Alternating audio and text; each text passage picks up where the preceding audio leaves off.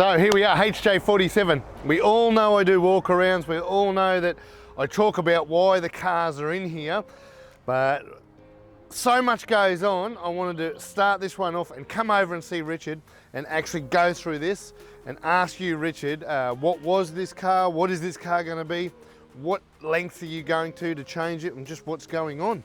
Well, this is one of the bigger builds we do here in Mr Landcruiser. I think the question is, what ain't we doing on this vehicle? Apart from taking the cab off and painting, I think we're doing just about everything else. So we'll start at the top.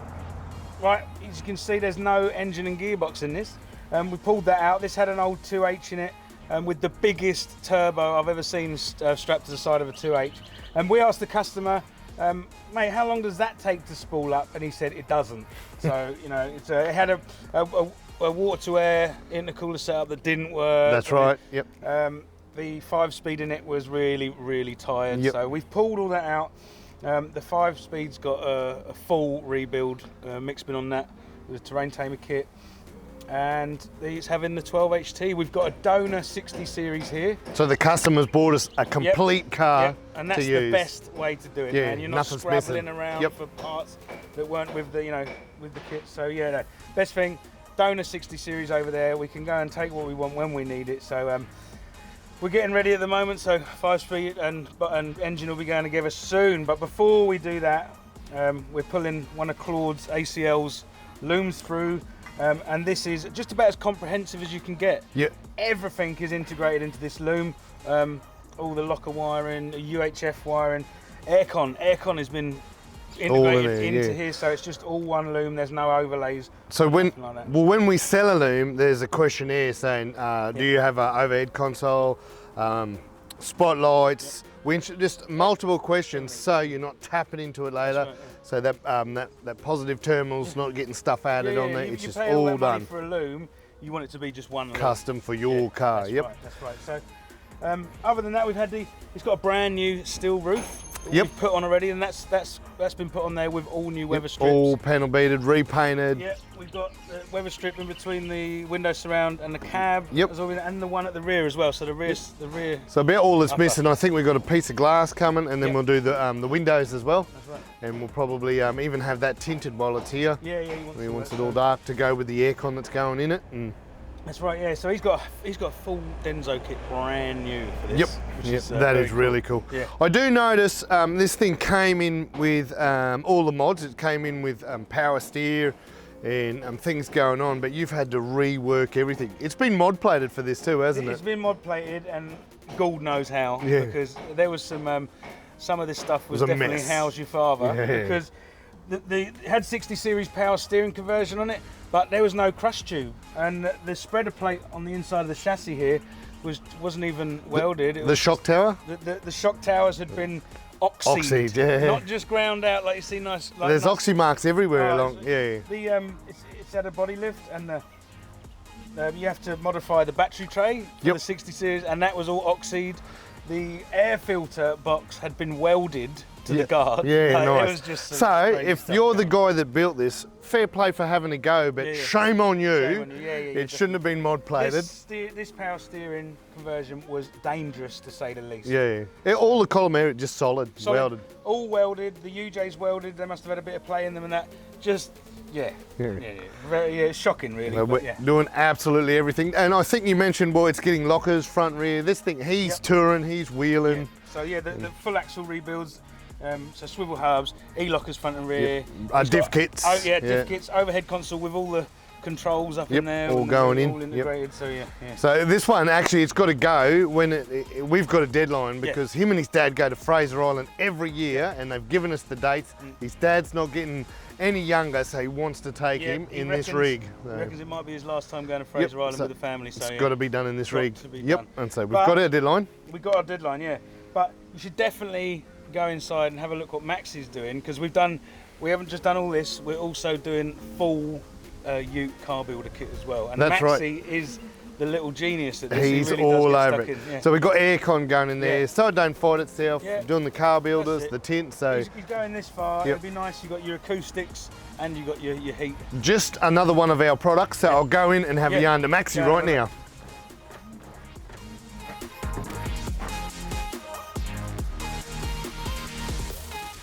Maxi. This is intense, mate. You've done a few of these now. Yep. There is a lot involved, mate, from start to finish. Where do you start just to get to the prep work for Deadner? So pretty much you start off with your dry ice, pull the factory sound deadener out the tar, that exposes all the floor, and then you can seal that properly. And then there's multiple layers. So you have stage 1, which is stick on, that's everywhere, all over the roof, inside the cowl. Then there's the acoustic liner that goes on the rear wall, and the insulator that goes on the roof, which if you give it a knock, sounds fiberglass, doesn't super it? quiet. Yeah, and that's a steel roof. Yeah, so yeah, that is awesome. very cool. And then there's another sit on top layer that's all cut out, acts like a bit of a floor mat, and yeah. To do this properly, you did that with all that removed. You put it all back in place. Yeah, all has to come out so you can get right up in all the nooks and crannies. Yep. Well, you actually, Maxi helped me do my car. By help, he did the whole thing, I actually mean. And he put it absolutely everywhere. The kit covers virtually everything, but we tend to buy a few extra sheets and shove it up in the glove box. And that's it. You don't get any melted lollies. No melted lollies. We put it in the doors. We just go to town on this stuff. It's a really awesome product. So then I'm going to let you be now, but the next time we have a look at this, you're going to do the Noble floor. Yep, Noble floor will be in there. He's got XR6 seats with some McKinnon's Cruisers adapters. So yeah, we'll have to come back and have a look then. Absolutely. I'll leave you be. You're doing a top job. Cheers. Far out. You are right. He's doing a top job there. Yes, he's done a few now. They've come up a tree. It makes a world of difference. Yeah, definitely. So now where to? So engine and box, let's get it in. So come and see me when we've ticked a few more boxes. There's a long way to go yet, but let's get the engine running. Yep. Get some diffs in there. And bit all more that. interior, get the loom on it. Definitely. Yeah, excellent. More show and tell. I'll annoy you very soon. That's it, mate. Nice one, mate. Nice. Cheers. Right, update time. Better show you before we go too far with this one. So from where you see it last time, engine's in there, sitting in there, gearbox, all the cross members and mounts are there. The loom's pretty much all the way in there. We've just got some connecting of the dots to do with that and the fuse boxes and stuff like that. We've got it on the hoist here. Mick's been cracking on, fully rebuilt the front axle, so that's swivel hubs, bearings. While we're at it, remember this thing's having front and rear lockers. And we've gone for the E-lockers with this one. So this is a Harrop. One of these in the front, one of these in the rear, all integrated into that lovely loom that ACL did us. And moving forward from there, we're getting rid of these massive extended shackles. I've never seen anything like it personally, but we've got a full terrain tamer kit arriving. We've got 2-inch extended shackles instead of these monstrosities. That arrives tomorrow, so that will all be getting put on here as well. We're going to get it down from here. It all needs plumbing up. The engine needs, the modifications have already been done to the radiator for the power steering, so there's a few things that were done to this vehicle before that we won't have to get involved in, which is good. So I reckon there's a couple of weeks in this one, this thing will be out of here, and I can't wait to drive it, man. It's going to be awesome. So catch up next time. Catch up next time. What the f is all that about? 12 HT. I see a lot of new stuff going on under the bonnet as well. Oh yeah, definitely. We've got with the loom again. You can see that we've got modern fuse boxes up there, and down in there we've got does away with all the inline slow blow fuses and they've got more modern MIDI fuses. It's great. New washer bottles supplied by us there. But you know, really the centre here is the whistle and sit airbox. It really sets it off in here. And so they're, again, another thing we supply, but they're on the shelf for your 12 HT, in your 2H. And what goes with it, the snorkel, the forward-facing one, isn't it great? So the Safari's type head on it, and I really dig this, man. This is a really good look. I wasn't too sure at first, but it gives it that old classic look. Yeah, it does. And do you know I've actually called Whistle and stood up and I've changed mine and I've ordered one of these because of this car. It does give it the old look. And what I find really good about this one is the lack of induction noise. It is so quiet, so you can hear the turbo and the engine roar instead. I do notice it's got our brake booster up there. It's been all upgraded. And spacer and all that, yeah, he's ready for his aircon. He's left all that in there. Yeah, that's it. We've got the idle up all waiting to go here with a vacuum as well. That just needs to be plumbed up when it comes to it. So I see all your new heater taps, so everything's working in cab there now. Yeah, it's awesome. So another thing we'll say about the turbo and the pipes is this has got a 2-inch body lift. Yep. Now you have to let us know if you're ordering an induction kit from Whistle and Whistle Soot, and because Soot, it yeah. is very critical about your body lift, because it raises the airbox up from the engine anyway. Saves a lot of time later. But so Andy's gone for the side exit exhaust on this one, and it's come out an absolute treat. And you know what I like about it the most? I think because it's got the 2-inch lift. Yep. You can see the whole Harley's Yeah, work, man, work. all the way down the side of the vehicle, and as it kicks out. And this the is back 3 or 3.5? end. It's 3. Yeah, Three, yep. yeah. But it sounds. Got a really sweet note. So that's underneath. We'll quickly shut the bonnet and let's talk about some of what's already on this car. Well, Andrew himself supplied the bonnet scoop. We did. We just fitted that. And remember, we had the roof off. Yes. And So we did all the weather strips. we didn't he's had hot work done to the roof. Yep. Had it repainted, so it's got a new roof. Yep. He's already got the ARB bar, the winch on there. We've added the Terra looms. We've added new Japanese indicators that we sell. This is mad. We're here, Richard. We are finished. Done and dusted, Done. man. It's been a long road, but we're here and it's done. It's awesome. Andrew's coming to pick it up today, He is, he and is. unfortunately we've got to let it go. I know. I wish it could stay forever. So much Wish I fun. could have it myself. I'm sure we'll have another drive before it leaves us too. But I don't want to give it back. Let's have a brief look at everything we've done again to get it to this stage. It's from ground up. It's been a mad build. Remember, we haven't touched any of the bodywork on this really, apart from fitting a new roof and putting the bonnet on there. Yep. This has just been a mammoth mechanical build. Now this has had just about every mechanical modification you can put on one of these, and electrical as well. We've gone all out on the loom and the electrical, yeah. Right from the bottom up. So brand new full terrain tamer suspension kit. She's lifted. Not only rebuilt the diffs, as we've seen earlier, you put E-locker, the Harriet lockers, Both front and rear, yep. and rear. It's had an excellent 12HT worked engine, Yeah. but the gearbox. Now the gearbox was it was in with the 2H when it was a 47. We've pulled that out and we've totally rebuilt it. We've been right through it. Now that's a terrain tamer kit. Replaced first and second synchro hubs in there, so it's a brand new gearbox, man. Yep. And then leads us to the plumbing up of it, all of the ACL loom. Now ACL's done it again. He's come to the party. Now we got a form that you have to fill out with your extras.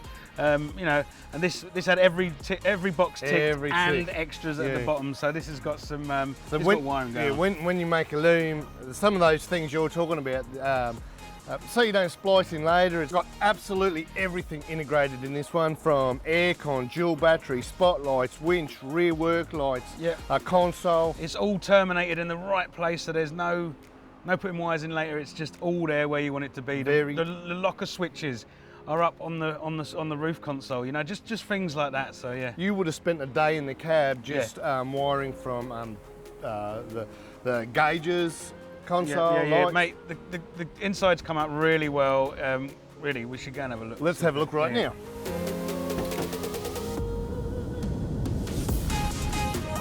Man, this thing stands tall. Where's Rich? It's really tall, this thing.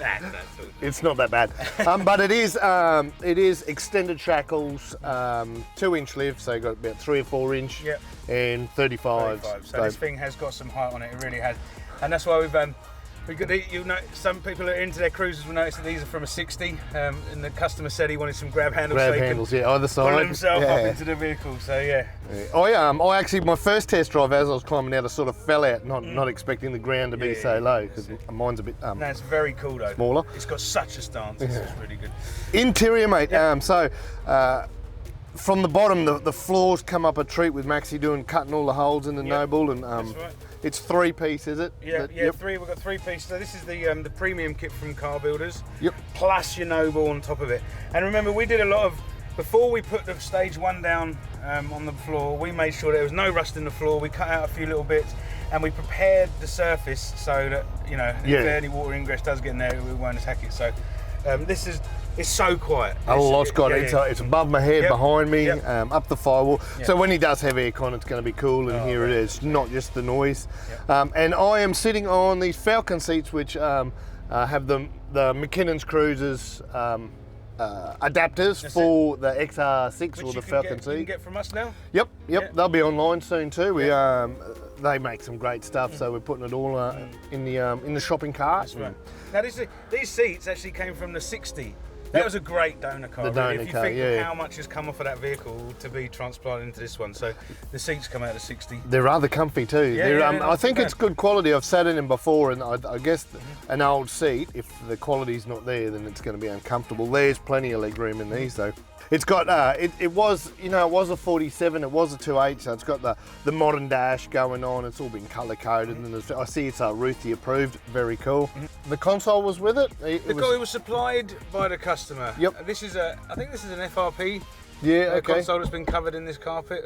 Not something we did, but we had to put the switches in there. Plumbed it all up. The UHF was supplied second hand by the customer, so that's all been in there. And he's got some interior lights. Well, I just put on a switch. Just there. Perfect, and you've also hooked up the one up there. The genuine one back up. And you'll notice on the dash as well, we've got modern LEDs telling us our faults. So you've got a battery light now. Yep. And the filter light. Directly under that, we've got for the turbo, we got boost and EGT. That's the red arc gauge there. It's going to be a shame to see you go. See you go. Yeah. I'm sure we'll have another few drives before we get to here today.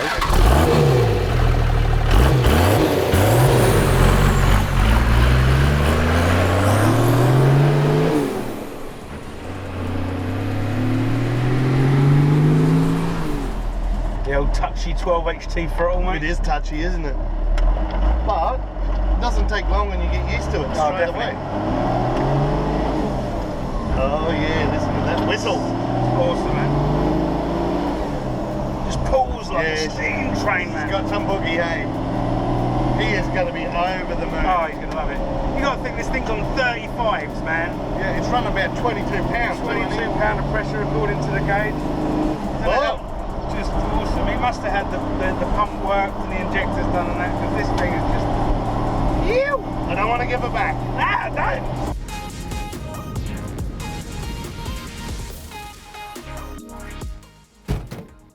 How mad is that? Mate, it's just, honestly, it's got to be one of my favourite builds. I think it's here. a Mr Landcruiser favourite, Yeah, my favourite. Maxie said he'd give his firstborn child for this one, so I don't know what his missus is going to think about that, but in other words, we all love the 12HT. This one's a bit worked. 12HT 47. We've spent a lot of time on this. This one, yeah, definitely. Sad to see it go, but it's onwards and upwards onto the next build. On to the next one, man. Best